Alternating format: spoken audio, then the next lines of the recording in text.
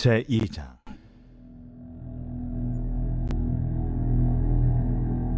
눈의 아들 여호수아가 시딤에서 두 사람을 정탐꾼으로 보내며 이르되, 가서 그 땅과 여리고를 엿보라.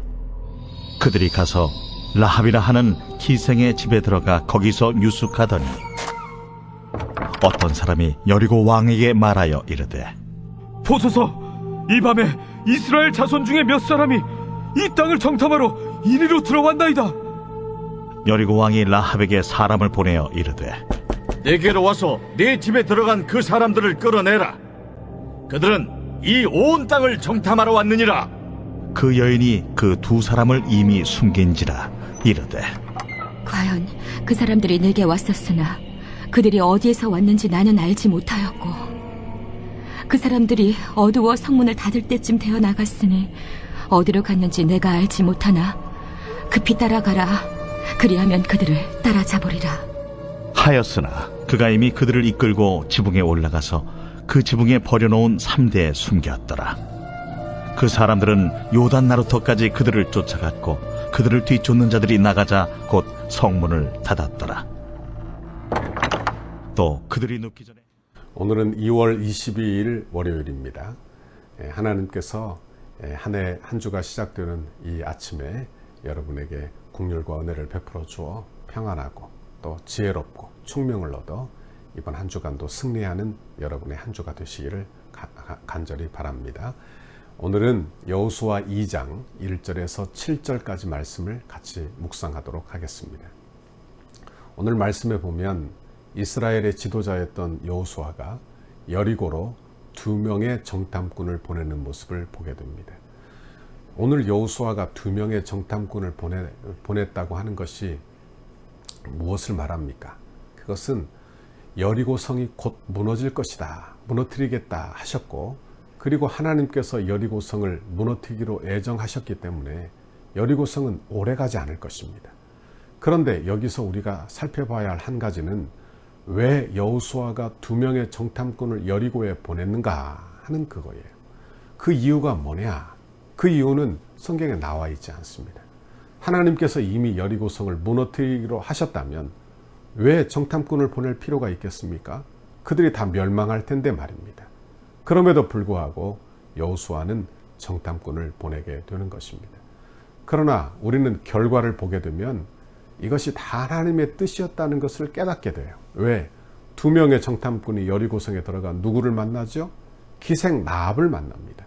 그리고 그 가정을 구원하는 모습을 보면 이것이 하나님의 뜻이다 하는 생각을 해보게 되는 것입니다. 이게 결론적으로 알 수 있는 이야기가 된다는 이야기예요. 그리고 1절 말씀을 한번 보십시오. 눈의 아들 여호수아가 시딤에서 두 사람을 정탐꾼으로 보내며 이르되, 가서 그 땅과 여리고를 엿보라 하며 그들이 가서 라합이라 하는 기생의 집에 들어가 거기서 유숙하더니. 그래요. 마치 어떤 도시의 낡은 빌딩을 폭파한다고 한번 생각해 보십시오. 건물을 폭파해요. 그럼 제일 먼저 뭘 하겠습니까? 그 안에 사람이 있나 없나 확인을 할 거 아닙니까? 그 안에 사람이 있으면 안 되잖아요. 그러니 사람들을 다 안전하게 대피시키도록 아마 사람들이 들어가 그것을 다 훑어볼 것입니다. 그리고 경고 방송을 하게 될 거예요. 이와 마찬가지로 오늘 말씀을 그렇게 봐야 한다 생각을 해보게 됩니다. 하나님이 택한 라합, 그리고 그 안에 있는 라합의 가정, 그들을 안전한 곳으로 옮기고자 하나님께서 하나님의 은혜로 그곳에 정탐꾼을 파송한 게 아닌가, 그렇게 묵상을 해보게 되는 것입니다. 라합은 그런데 어떤 사람이죠? 성경에 보니까 기생이라고 되어 있습니다. 기생, 그러면 우리가 생각하듯이 무슨 조선시대의 주막의 주모 정도 생각하게 될지 모르겠습니다만, 여기에서 말하는 기생은 거의 매춘부에 가깝다, 그렇게 말할 수 있을 거예요. 그러니 그는 어찌 보면 구원받을 만한 어떤 자격도 조건도 가진 사람이 아닌 것을 알게 되는 것입니다. 여리고에는 그런 라합보다 훨씬 훌륭한 사람이 얼마나 많이 있겠어요. 그렇죠. 그런데 하나님께서 이 라합을 선택하여 라합에게 믿음을 주시고 라합을 구원하시는 것을 보게 된다 하는 말씀입니다. 여호수아가 요단강을 건너기까지 사흘이라는 시간이 있었어요. 이 사흘 동안 시간을 낭비하지 않고 여리고에 사정을 알아보기 위해서 정탐꾼을 보냅니다. 그리고 정탐꾼을 보내면서 우리가 질문을 갖게 되죠. 하나는 뭐냐? 여호수아가 정탐꾼을 보낸 일이 하나님의 명령에 의한 것인지, 아니면 여호수아가 단독으로 결정한 것인지, 또 다른 하나는 이미 하나님이 여호수아에게 가나안 땅을 주겠다고 약속했는데 왜 이런 인간적인 방법을 쓰는가 하는 그런 두 가지 질문을 해보게 됩니다. 앞에도 저희가 이 질문에 대한 간단한 대답을 했습니다만, 또 잠깐 묵상해 보면, 물론 오늘 말씀에 보면 하나님이 여호수아에게 정탐꾼을 보내라고 명령하신 적은 없어요. 그렇다면 오늘 이 여호수아가 정탐꾼을 보낸 것은 하나님이 그 마음속에 정탐꾼을 보내고자 하는 그런 마음이 일어나게 하셨다, 이렇게 보아야 될 것입니다. 결국 하나님이 원하시는 뜻이 그 안에 있었다는 것을 알게 되는 거예요. 여러분, 생각지도 못한 라합을 하나님께서 구원하시고자, 하나님께서 그 가정을 구원하시고자 그렇게 사용하시는 것입니다. 지금도 저와 여러분에게 이렇게 하나님의 역사가 일어나는 줄 믿습니다. 하나님께서 우리의 마음을 충동하여 어떤 때는 우리 안에 선한 마음이 일어나도록 그렇게 만드셔서 주의 뜻을 이루게 하시고 순종하게 하시는 분이 나의 구주, 나의 하나님이십니다. 그러나 구약에서는 어떻게 하셨어요? 분명했어요. 이렇게 해라, 저렇게 해라. 그러면 순종만 하면 되었는데, 오늘 말씀에 여호수아에게 영감을 주시고 그리고 떠오르게 하시고 그 뜻을 이루게 하시는 하나님을 보게 된다 하는 말씀입니다. 여러분, 우리도 기도하는 중에 특별히 떠오르는 일이 있거나 기도하는 중에 마음의 부담을 갖게 되는 일이 있거나 그러면 순종하시기를 바랍니다. 그러면 순종하고 주의 일을 한번 감당해 보십시오. 그러면 하나님의 은혜가 임하는 그런 경험을 하게 될 것입니다. 하나님의 은혜가 우리에게 임하여 감동을 주시는데 무시하지 말고 그 일을 한번 해보시라, 그런 말씀이에요. 오늘 여호수아서를 한번 보십시오. 우리가 정탐 사건이 하나님의 뜻인 것을 알게 되는 단서가 뭐냐? 그 결과예요. 아까도 말씀드렸지만 그 결과입니다. 여러분, 어떤 경로로 시작되었든지 그 정탐을 통해서 여리고에서 라합의 가족을 구원하는 계기가 되고, 라합을 통하여 하나님의 나라, 예수 그리스도의 계보가 이어지는 것을 보면 하나님의 분명한 계획이 있었다는 것을 알게 되는 것입니다. 여러분, 그럼에도 불구하고 보십시오. 하나님이 약속했는데 여호수아가 인간적인 방법으로 정탐꾼을 보낼 필요가 있느냐? 맞는 그런 질문이기도 하지만 하나님께서 여러분 여호수아를 어떻게 감동하셨는지를 우리가 묵상하게 되는 것입니다. 여호수아는 모세가 40년 전에 이렇게 사용했던 방법을 생각하게 되지요. 12명의 정탐꾼을 보내었을 때 어찌 보면 사실상 실패한 방법이 아닙니까? 10명의 정탐꾼이 돌아와 부정적인 이야기를 하여 결국 불신앙의 길을 걷지 않았습니까? 그런데 여호수아와 갈렙은 어땠어요? 그들은 믿음의 말로 하고 믿음의 선언을 한 것입니다. 그래서 어찌 보면 믿음의 사람 두 사람을 보낸 게 아닌가, 그렇게 생각도 해보게 되는 것입니다. 그래서 여리고성의 사정을 알고, 그리고 그 인간적인 방법이지만 내 능력으로는 안 되는구나, 하나님의 능력으로만 해야 되겠구나, 이런 생각을 하게끔 그들이 그 여리고성을 정탐하지 않았나, 그렇게 묵상을 해보게 되는 것입니다. 여호수아의 편에서 보면 하나님의 말씀만 믿고 가만히 있는 것보다 또 자기가 해야 될 일들을 찾게 되고 그리고 그 일들을 감당하게 되는 것을 보게 돼요. 하지만 여호수아가 잘했던 건 무엇입니까? 믿음의 판단으로 변화를 시킨 거예요. 하나님이 하시는구나, 하나님께서 하시는구나, 그의 믿음이 연약해지지 않았다 하는 것입니다.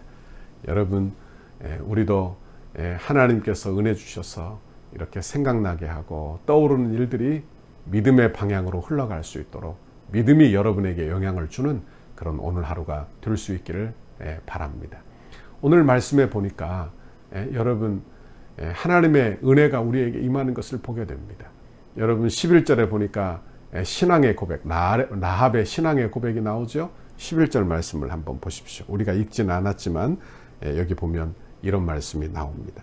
우리가 듣자 곧 마음이 녹았고 너희로 말미암아 사람이 정신을 잃었나니 너희의 하나님 여호와는 위로는 하늘에서도 아래로는 땅에서도 하나님이시니라. 그래요. 라합이 이런 고백을 하죠.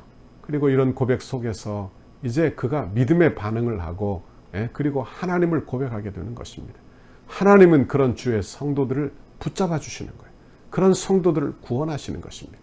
그런 구원, 여러분 신약 성경에나 있을 법한 그런 구원이 구약에도 이미 일어나고 구약의 기생 라합과 같이 멸망받아야 될 백성이지만 그 중에서도 아주 천한 사람이지만 하나님이 구원하여 하나님의 은혜를 입게 하시는 것입니다.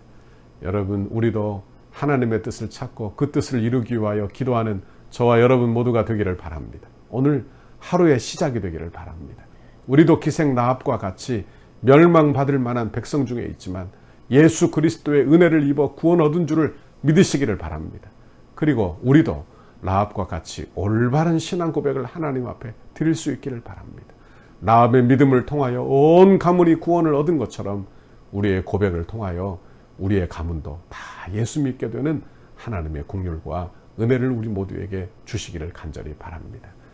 우리가 묵상한 이 말씀, 저와 여러분이 오늘 하루 잘 묵상하는 중에 하나님의 은혜를 주시기를 바랍니다. 그래서 오늘 하루, 이번 한 주간 이제 시작되는 이 월요일인데 저와 여러분에게 라합과 같은 믿음을 주셔서 정말 자격 없는 사람이지만 하나님이 나 같은 사람 구원하여 그리고 예수 믿게 하시고 그리고 나를 통하여 온 가문이 예수 믿게 되고 하나님의 은혜가 내 가정 안에 흘러 들어온다는 그런 축복, 하나님의 은혜를 늘 기억하며 오늘 하루도 신앙생활 감당할 수 있기를 바랍니다. 이런 귀한 은혜를 여러분에게 주시기를 주님의 이름으로 축원합니다. 오늘도 힘내시기를 바랍니다. 감사합니다. 같이 기도하겠습니다. 하나님 아버지 고맙고 감사합니다. 오늘도 기생 라합, 정말 형편없고 자격이 없는 그런 라합이지만 그 안에 올바른 신앙 고백을 주시고 그를 위하여 하나님이 하나님의 사람 여호수아를 감동하여 그리고 그곳에 정탐꾼을 파송하게 되고 그들을 통하여 그 가정을 구원하게 하시는 하나님의 기가 막히고 놀라운 섭리를 보게 하셔서 감사합니다. 하나님 그 섭리로 지금도 나를 구원하시고 내 가정을 구원하시고 내게까지 은혜를 베푸시는 그 하나님의 은혜를 우리도 느끼고 경험하고 고백하도록 인도해 주옵소서. 라합과 같이 우리도 올바른 신앙 고백을 하나님 앞에 올리며 하나님을 경배하고 예배하는, 그래서 라합을 통하여 온 가문이 구원을 얻은 것처럼 나를 통하여 온 가문이 구원을 얻는 하나님의 복이 나를 통하여 일어나도록 주여 함께하여 주옵소서. 이번 한 주간도 힘을 주옵소서. 이번 한 주간도 용기를 주세요. 이번 한 주간도 믿음으로 살 용기를 주시고 지혜를 주옵소서. 그래서 하나님의 은혜가 흘러 넘치게 하시고 멸망받는 그런 여리고 성과 같은 이 세상 속에서 라합의 가문과 같은 복된 가문, 구원의 방주와 같은 교회가 우리 교회 되고 아버지 우리의 가정이 그런 가정이 되도록 주여 복내려 주옵소서. 감사합니다. 예수님 이름으로 기도하옵나이다. 아멘. 우리 교회를 향한 주님의 뜻을 이루소서. 월요일 8페이지입니다. 건축에 앞장선 지도자들을 위해 함께 기도하도록 하겠습니다. 건축을 위해 가장 앞장서서 섬기시는 건축위원장 장로님께 영육간의 강건함을 주옵소서. 기도하는 내용마다 충만하게 응답해 주시고 실무를 감당할 때마다 돕는 일꾼들을 허락하옵소서. 기초를 닦고 뼈대를 세우며 공간을 아름답게 채워나가는 모든 과정에서 건축위원회와 모든 업체를 잘 조율할 수 있는 지혜와 지도력을 주옵소서. 시대를 읽는 통찰력과 통전적 사고, 다음 세대를 볼 수 있는 눈, 그리고 작은 일을 보는 눈도 주옵소서. 맡겨주신 일을 끝까지 감당할 수 있는 건강을 주시고 가정 가운데 은혜와 사랑이 충만케 하셔서 거룩한 일에 앞장서는 은혜가 있게 하옵소서. 주님께서 건축위원회와 소위원회의 머리가 되시며 위로부터 임하는 지혜와 지식과 능력으로 충만하게 하옵소서. 건축위원장을 중심으로 건축위원들의 마음이 온전히 하나 되게 하시고 감사와 자원하는 심령으로 맡겨진 소명을 넉넉히 감당하게 하옵소서. 건축위원들에게 갑절의 영감과 최고의 전문성을 주셔서 덕소교회의 건축이 한국교회사의 한 면을 장식하게 하옵소서. 하나님께서 맡기신 건축을 위해 충성을 다하게 하시고 디자인과 실내 장식, 시공과 감리에 대한 탁월한 지혜를 주셔서 덕소를 대표하며 지역을 섬기는 건축이 되게 하옵소서. 건축위원들에게 섬김의 마음을 주시고 세밀한 부분까지 살펴 건축의 모든 과정이 순적하게 진행되게 하옵소서. 건축 과정이 소위원들 모두의 기쁨이 되고 날마다 기적을 체험하는 은혜가 있게 하시며 모든 과정이 부담이 아닌 축복임을 깨달아 늘 감사한 마음으로 진행하게 하옵소서. 소위원들에게 건축에 관한 이해력과 지식을 주셔서 모든 일이 물 흐르듯이 은혜롭게 진행되게 하시고 비전과 통찰력을 주셔서 향후 펼쳐나갈 교회의 사역들을 지혜롭게 준비하게 하옵소서. 소위원들이 하나 되게 하시고 시공과 감리를 잘 조정하며 공사 현장을 잘 관리하여 모범적인 건축 현장이 되게 하시고 경제성, 실용성, 기능성을 살린 아름다운 건축을 이루게 하옵소서. 실무를 감당할 때 성실과 희생, 모범을 보이며 기쁨과 평안으로 잘 감당케 하시고 아주 작은 부분까지 하나도 놓치지 않게 하옵소서.